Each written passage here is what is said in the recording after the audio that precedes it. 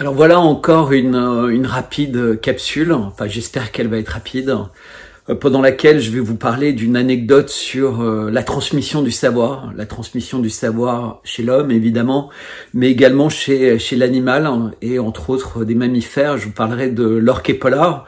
Je vais également rapidement parler de Dominique de Villepin et de ce qui est en train de lui arriver. Je parlerai très rapidement de ce qui s'est passé à Crépol. Et évidemment, je parlerai de la visite de Musk et j'insisterai sur la série d'articles que j'écris de façon exclusive pour Substack. Évidemment, j'aimerais bien que d'autres médias s'intéressent à ces articles et veuillent éventuellement les publier.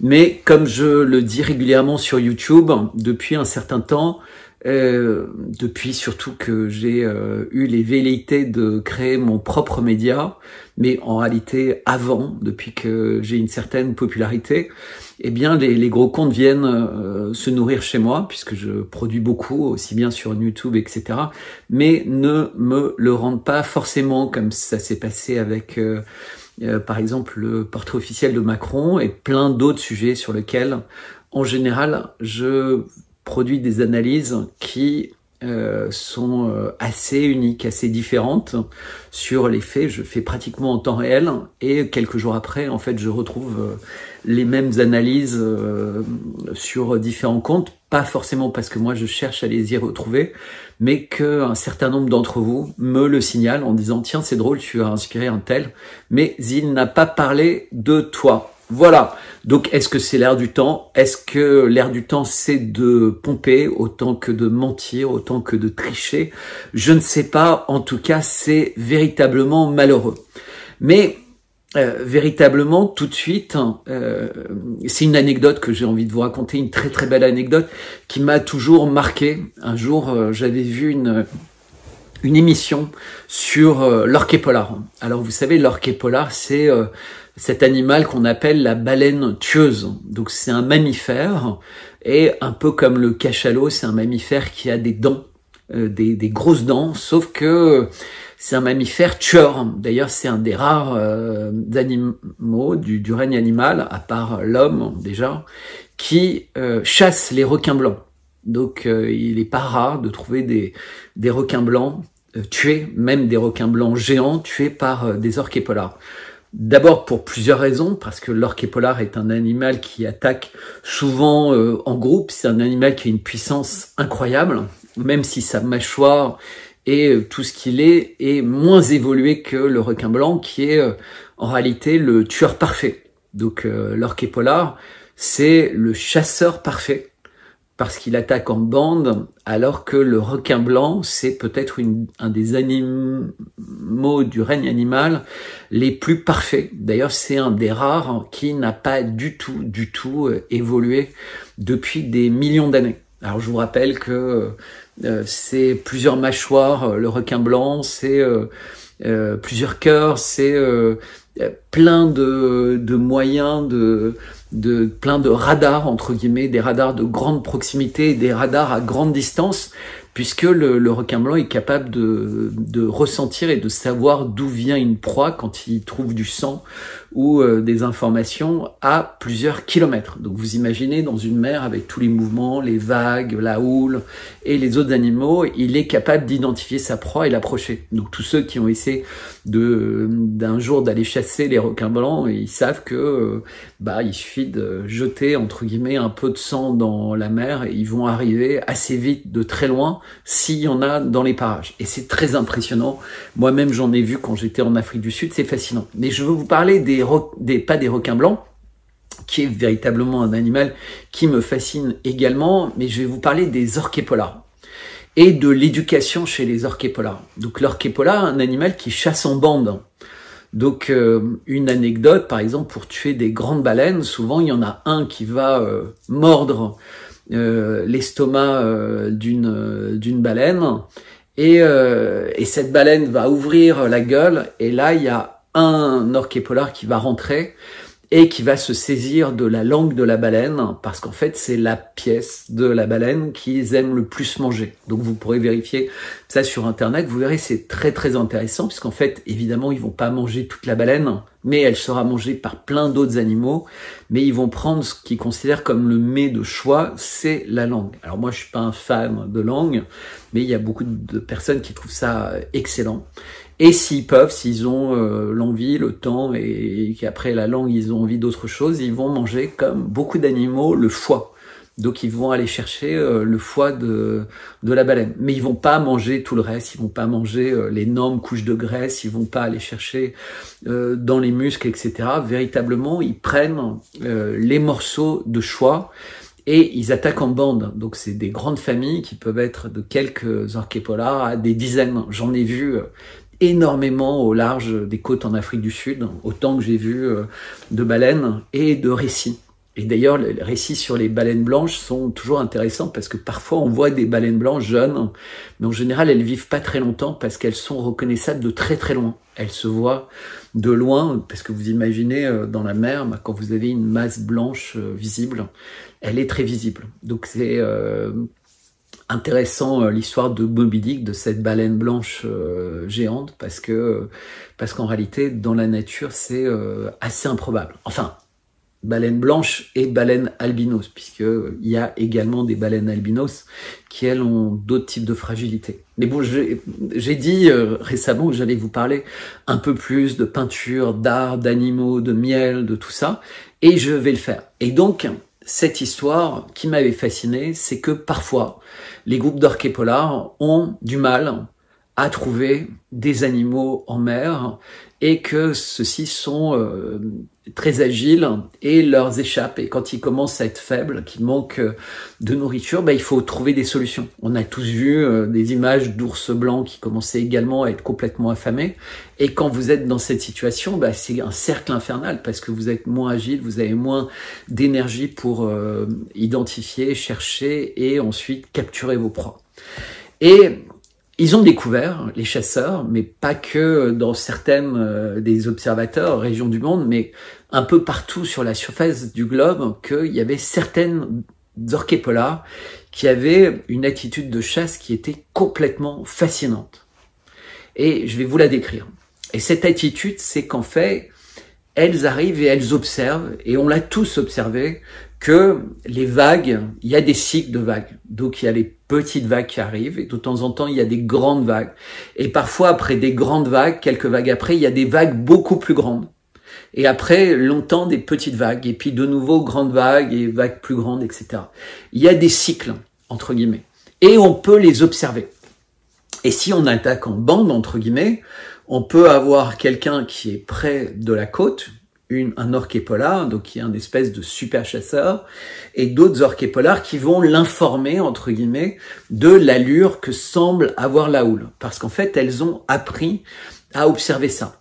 Un peu comme nous, à une autre échelle, les gens qui ont observé l'astrologie, les gens qui ont observé la météo, les gens qui ont appris à savoir ce qui était comestible et qui n'était pas. Tout ça, c'est un long travail qui se transmet de génération en génération et qui est lié à l'observation, à l'expérience, mais surtout retenir et transmettre. Et vous allez voir où je veux en venir.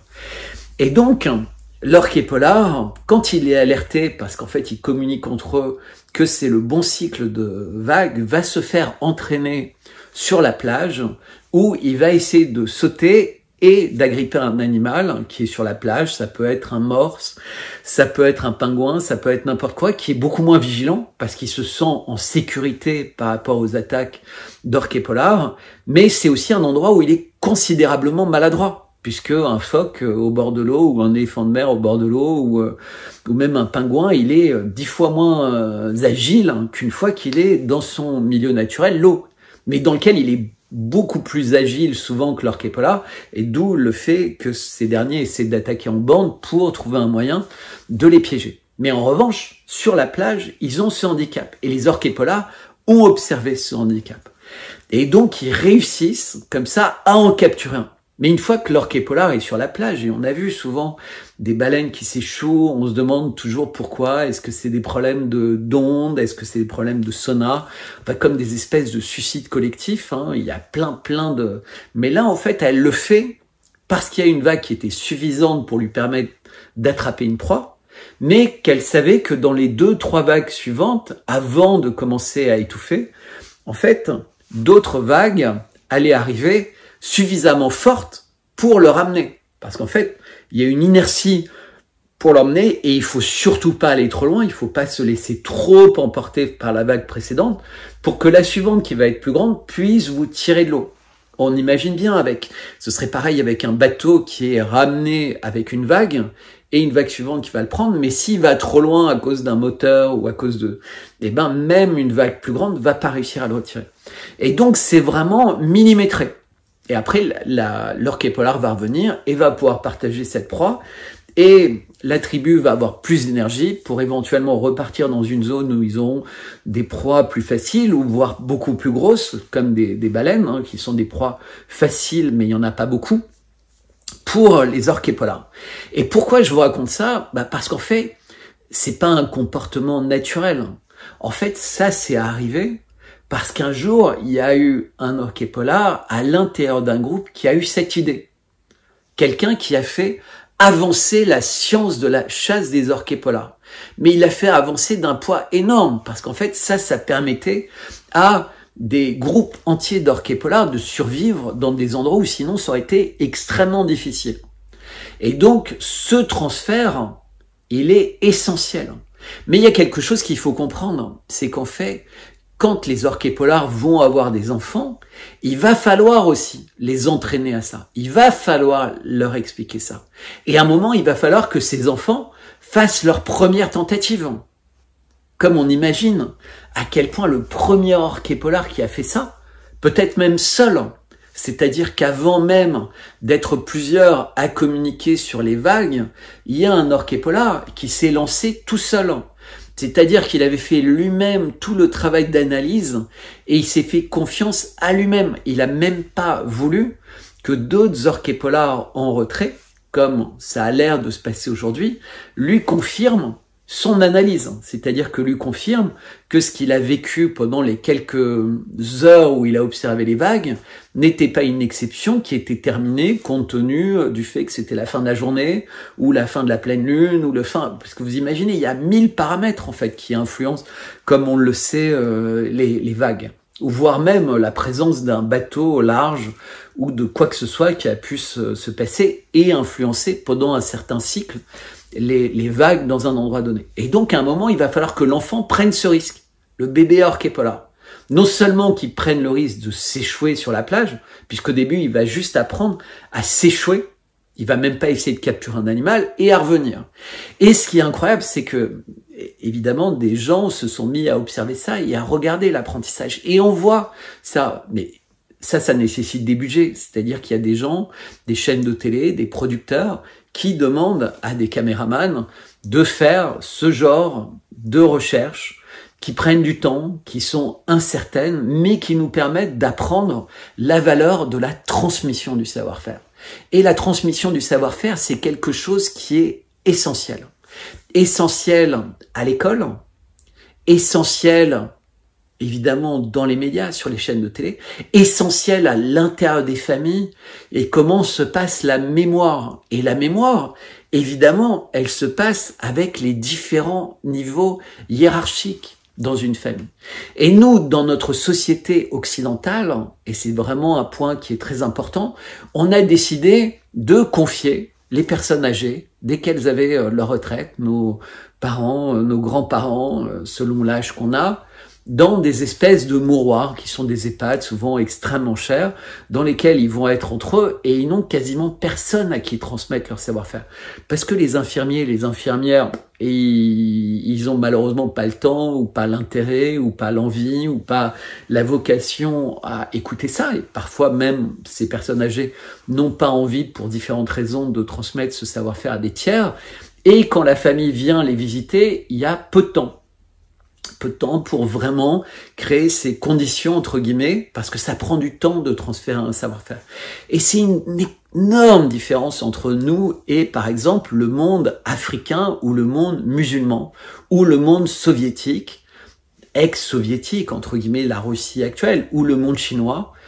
Et ce sont des mondes dans lesquels les anciens ont leur place et une place essentielle dans la famille, essentielle dans le transfert de savoir-faire et dans la communication. Et c'est vraiment important parce qu'on parle souvent des babouchkas en Russie et pour nous ça veut pas dire grand-chose, mais on parle aussi beaucoup plus rarement, par exemple, de ces femmes âgées, de ces familles, dans les familles palestiniennes ou dans les familles au Maghreb ou dans les familles africaines et qui racontent des histoires incroyables.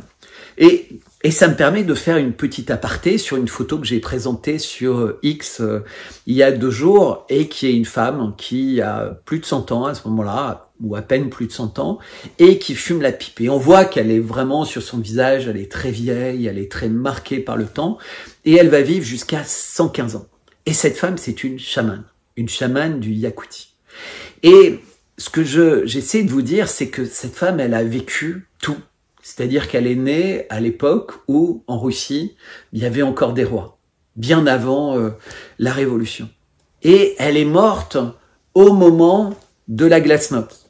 Alors, elle n'a pas vécu le début de la prise de pouvoir par Poutine.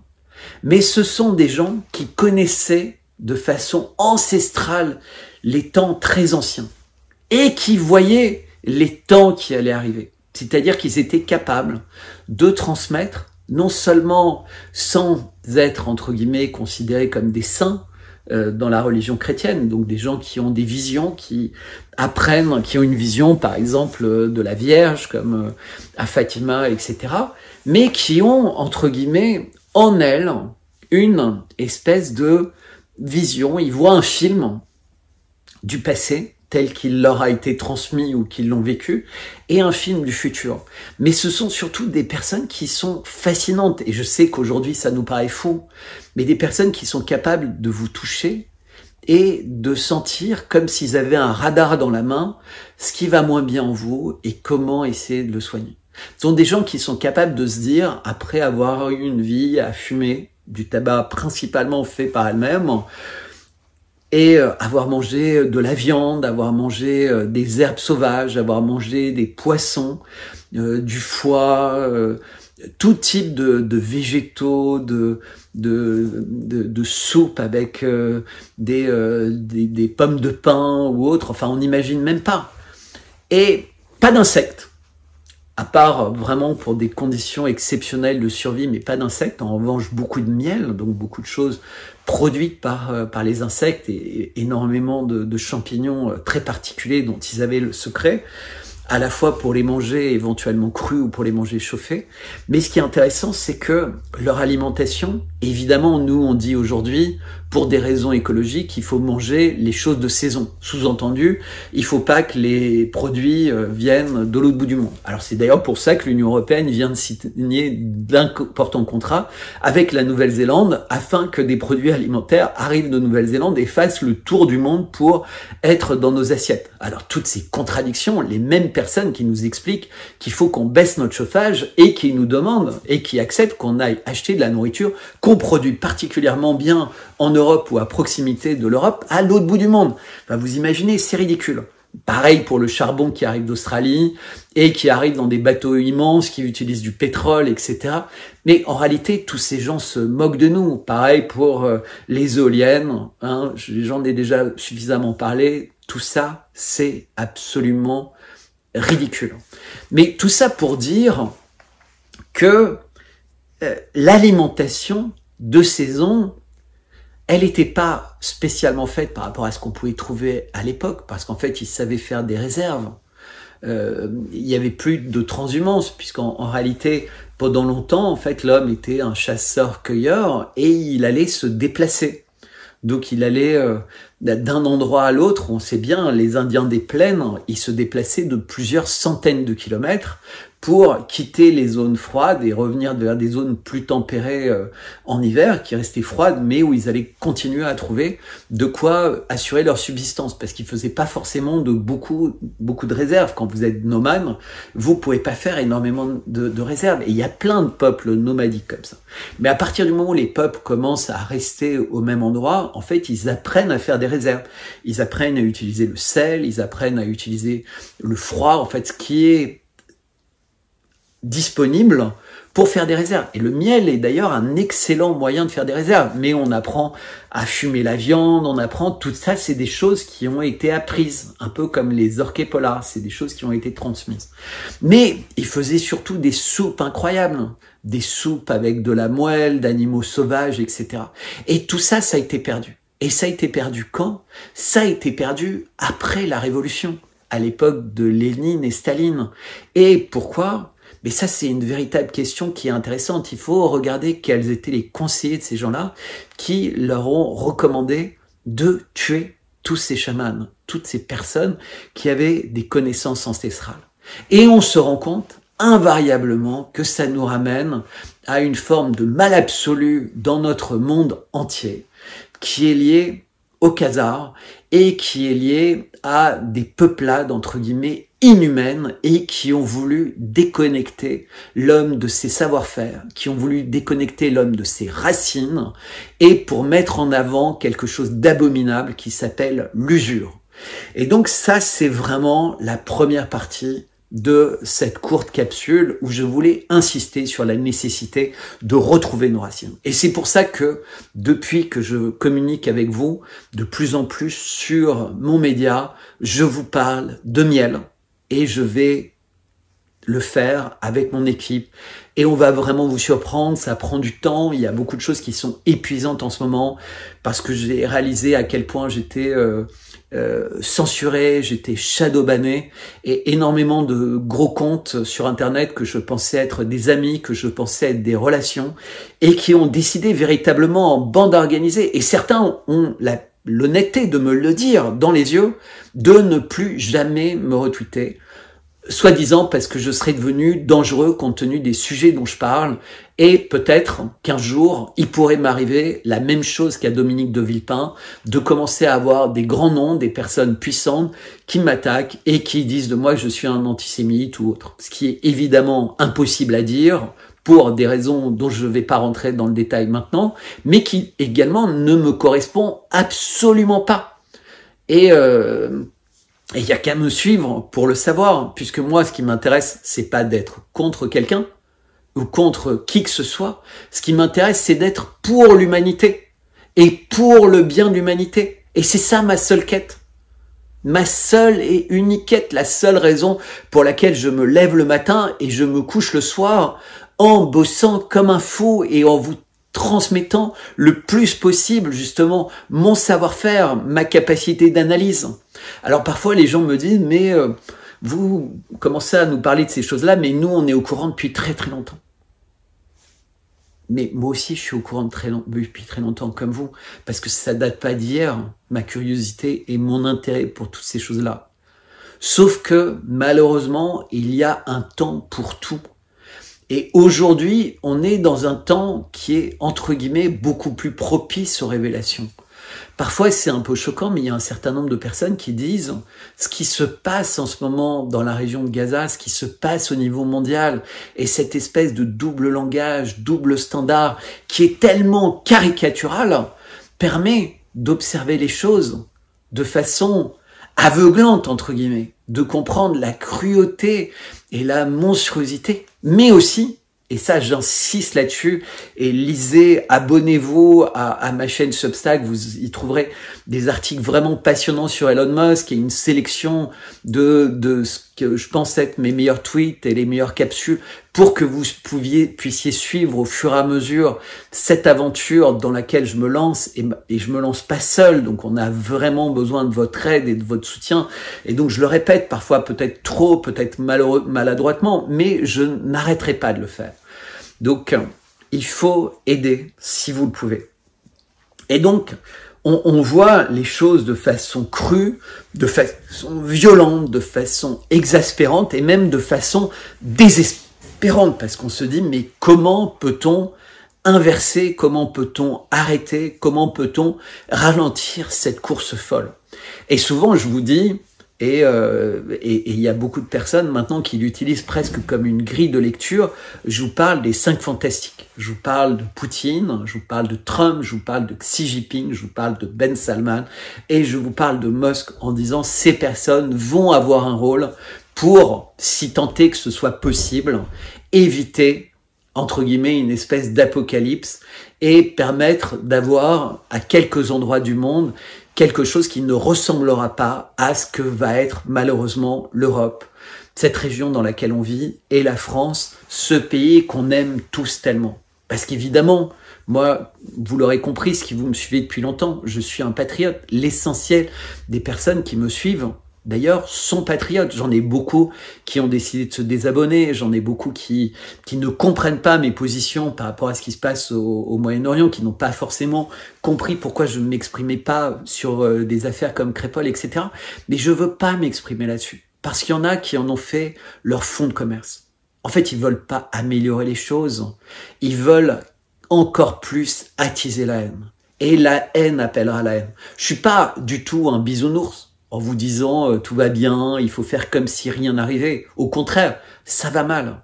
Mais ça va mal parce qu'on ment dans les médias. Et que les personnes qui attisent cette haine sont des personnes qui sont sans cesse invitées dans les médias pour vous mentir encore plus et pour obtenir d'énormes cagnottes, pour vous arnaquer encore plus et pour arnaquer ceux qui leur font confiance et qui se font avoir en permanence. Parce qu'en réalité, il y a très peu d'altruisme, il y a très peu d'honnêteté, au contraire. Au contraire. C'est important de sentir, d'essayer de ressentir avec son cœur. Qui vous parle de cœur à cœur? Qui vous dit les choses de cœur à cœur? Et donc on a aujourd'hui quelqu'un parmi les hommes politiques ou ex-hommes politiques de premier plan, c'est pas rien d'être un ex-premier ministre de la France, qui est en train de se faire, entre guillemets, malmener. Et dont il va avoir du mal à sortir. Parce que plus il va essayer de se dépêtrer de ce piège, d'être accusé du crime absolu, parce qu'on peut être complotiste, on peut être raciste, on peut même être terroriste. Tout ça, à la limite. Mais être accusé dans notre société, en France aujourd'hui, d'antisémitisme, c'est terrible. Parce que ça peut même faire que vous soyez condamné. Et ça, c'est quand même terrible. Parce qu'une fois que vous allez être condamné, invariablement, les gens diront, mais regardez, lui, il a été condamné. C'est un condamné. Et dans une société de droit, l'avoir été, c'est une marque dont on peut difficilement se défaire. Et donc, comment arriver à se dépatouiller de ce système qui colle en permanence des étiquettes aux plus courageux, entre guillemets, mais parfois aussi aux plus maladroits. Parce que quand on est courageux, quand on a de la fougue, entre guillemets, sur ces sujets-là, on risque assez facilement d'être maladroit. Donc comment éviter ça? Comment ne pas tomber dans les pièges? Je pense que on ne peut pas véritablement l'éviter. La seule chose qu'on peut faire, c'est continuer à parler avec son cœur, continuer à parler avec les faits, ne surtout pas vouloir se défendre, ne surtout pas vouloir combattre, mais sans cesse regarder l'avenir pour essayer de donner les éléments et les moyens aux différentes personnes de se défendre et de se protéger contre les mensonges. Parce que les mensonges sont un poison. Dire la vérité, rappelez-vous, la flèche, c'est une lame acérée, remplie de miel quand elle sert la vérité. Et rappelez-vous aussi qu'on dit souvent, en Asie ou ailleurs, que celui qui revient porteur d'une vérité qui fâche sera souvent le premier qui sera tué. Et parfois, il va être le martyr de la vérité. Parce que celui qui va le tuer, évidemment, aura reçu le message. Mais comme c'est un grand roi, un grand shogun, un grand prince, etc., il va devoir agir pour l'honneur de son nom, etc. Mais il aura reçu le message. Et c'est toute l'ignominie, entre guillemets, mais toute la vérité du monde dans lequel on vit, où il y a en permanence des gens qui se sacrifient pour le bien commun. Et j'aimerais bien parler, et je mettrai en lien Musset, qui est un poète que j'adore, et les nuits de mai de Musset. Alors évidemment, comme d'habitude, je vous parle avec mon cœur, là j'ai envie de vous en parler, j'ignorais que j'allais vouloir vous en parler, donc sinon j'aurais lu pour être plus précis, mais dans les nuits de mai, Musset nous dit que les chants les plus beaux sont souvent les plus tristes, mais qu'il en connaît d'immortels qui sont de purs sanglots. Pourquoi? Parce que c'est l'histoire d'un pélican et qui, à force d'essayer de trouver à manger au fond des mers pour essayer de nourrir ses enfants, se rend compte qu'il n'y a plus rien. Et à la fin, en fait, il se sacrifie et il leur donne ses entrailles dans un espèce de cri de désespoir, mais pour que ses enfants puissent vivre et que la vie puisse continuer. Et ça, c'est l'image du poète romantique, le poète romantique du 19e siècle qui souffrait et qui exhalait sa souffrance pour faire les poèmes qui font pleurer, les poèmes qui sont les plus magiques, les poèmes qui sont les plus beaux. Et donc, moi, ce que je voulais vous dire aujourd'hui, c'est s'il vous plaît, accompagnez le développement de mon média, accompagnez-le. Pas parce que je réussis à être le battleur qui vous fait plaisir, pas parce que je vous raconte que je vais sauver la France, pas parce que, mais parce que j'essaie de faire avec mon cœur des choses sans aucun calcul, à part que je sais que peu de personnes peuvent ou conçoivent l'idée même de payer pour suivre une information, et je le comprends très bien.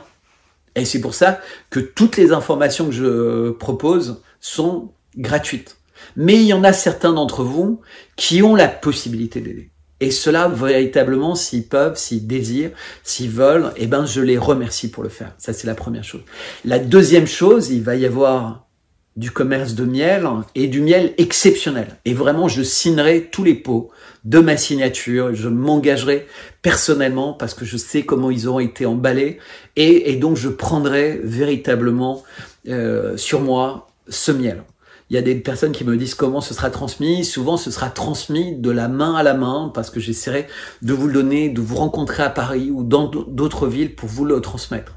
On va faire venir du miel des 4 coins du monde, des miels exceptionnels.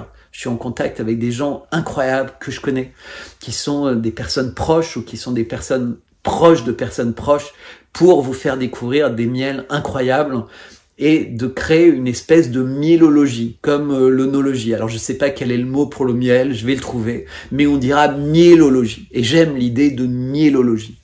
Et aussi, parce que j'adore les livres, on vendra des vieux livres, des beaux livres, des livres uniques, parfois qui seront signés, dédicacés, pas. Et évidemment, des livres récents d'auteurs, parce qu'il y en a plein qui écrivent. Et bien sûr, mon livre, dès qu'il va paraître, tout ça prend du temps parce que je suis dévoré par l'actualité avec ce qui se passe au Proche-Orient et ailleurs. Et on vendra aussi des objets de récupération, des vieux objets, comme ce vieux plat doré à leur fin, japonais, ou ce pied de lampe, Longwy, superbe, j'en ai 2 d'ailleurs, mais tellement d'autres objets, en fait, ça va être drôle, ça va être amusant, mais ça c'est des objets du passé qui sont rentrés, qui font partie de notre histoire, mais il y aura également, évidemment, des objets d'art contemporain, parce que c'est ma passion, l'art contemporain. Pas l'art contemporain que je critique, et je continuerai à critiquer dans d'autres vidéos, qui est un peu comme la télé, comme les hommes politiques, etc., dont le rôle c'est de liquéfier nos cerveaux, et de rabougrir nos cœurs. Moi, mon envie, c'est de faire grandir vos cœurs, c'est de faire grandir vos cerveaux et de vous donner du plaisir tous les jours à vous dire mais quelle est la nouvelle vidéo que Bertrand va mettre en ligne, quel est le nouveau projet dont son équipe va nous régaler, va nous proposer. C'est ça l'idée. Et voilà pourquoi je ne parle pas et je ne rentre pas, même si évidemment je suis terrifié par les violences dans les banlieues et je sais vers où tout ça va mener inexorablement et je sais où ils veulent nous mener inexorablement. Vous savez tous, on a vu les tweets, on les a retransmis, la manière avec laquelle le ministre de l'Intérieur, l'armée s'équipe de plus en plus pour les guerres urbaines avec des chars à eau, des chars à mitraillettes, etc. Tout est préparé pour la guerre civile, tout est préparé pour la créer. Les conditions sont prêtes. Regardez l'évolution du prix du riz, regardez l'évolution du prix des pâtes, regardez l'évolution du prix du miel. Tout ça, c'est indispensable. Et pourtant, indispensable à la vie. Et pourtant, c'est devenu si cher, comme l'essence. Vous vous rendez compte, le gasoil, etc. Il est 4 fois plus cher chez nous qu'aux États-Unis ou en Russie. L'Europe qui s'écroule, le chancelier allemand qui raconte qu'il va falloir continuer à se ruiner en Europe pour payer l'Ukraine. L'Ukraine qui est un État défaillant, l'Ukraine qui est un pays qui a vu 400 000 de ses plus jeunes, de ses plus prometteurs enfants être tués sur un champ de bataille sans aucune raison. Et on entend les hommes politiques allemands, américains ou partout dire que c'est le meilleur investissement de sacrifier les Ukrainiens pour nous. Vous imaginez, il y a des milliards qui sont donnés, dont une partie est détournée. Un responsable des forêts ukrainiennes, dont le salaire officiel c'était 630 € par mois, et qui est retrouvé avec plus de 4 millions de dollars, des millions d'euros, des bijoux, des voitures de collection. Et tout ça, ça surprend personne. Mais ce n'est que l'infime sommet de l'iceberg.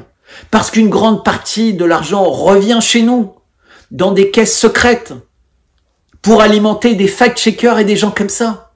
Parce que moi, je galère pour qu'après 1 mois, vous, tous collectivement, vous m'ayez donné 1 000 € qui sont censés durer je sais pas combien de temps. Alors que si je défendais des causes avec le même engouement concernant l'Ukraine ou concernant Israël, ou concernant je sais pas quelle folie et mensonge de division, je pourrais avoir des centaines de milliers d'euros et je serais invité sur tous les plateaux. Et tous mes amis et tous les gens chez qui j'allais à des dîners en ville m'inviteraient parce que j'ai cette force de persuasion énorme, parce que j'ai ce talent, parce que...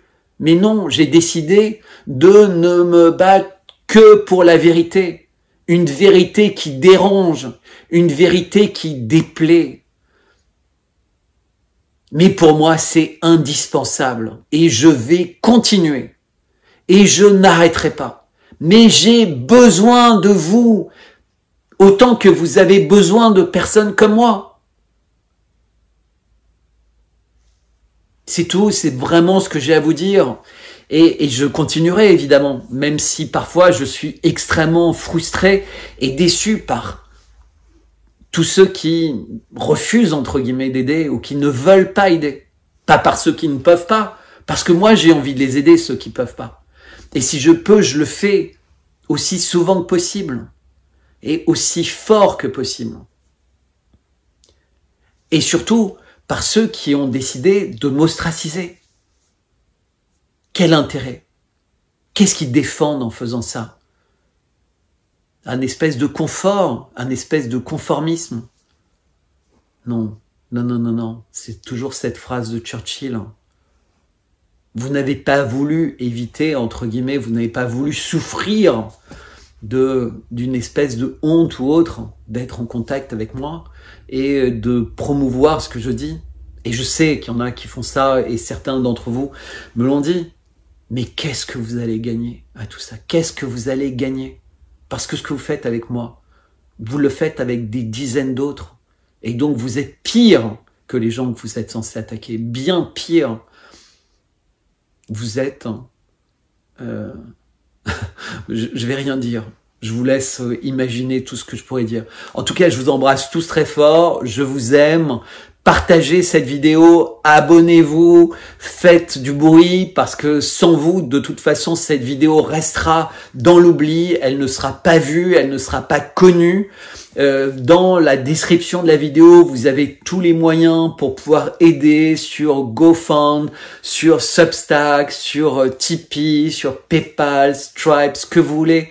Me retrouver partout et surtout transmettez votre email pour qu'on soit en contact. Vous pouvez écrire à Bertrand @55 Bellechasse, 55 BELLECHA2SE.com, Bertrand @55bellechasse.com. Voilà, je vous remercie tous, je vous aime, j'espère que cette vidéo vous a passionné.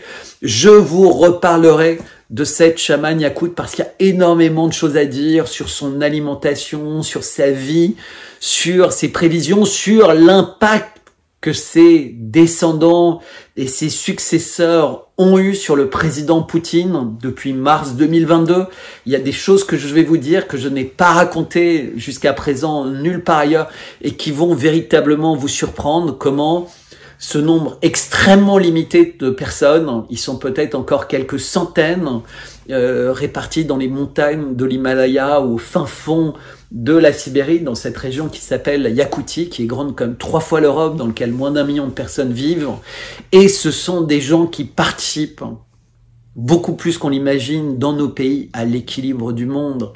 Parce que l'homme a des qualités qu'il ignore, l'homme a des talents qu'il ignore, et un peu comme les orques épaulards, il y a des savoir-faire, il y a des choses qu'on a su faire à une époque et qui ont été perdues, qu'un certain nombre de personnes nous ont fait perdre.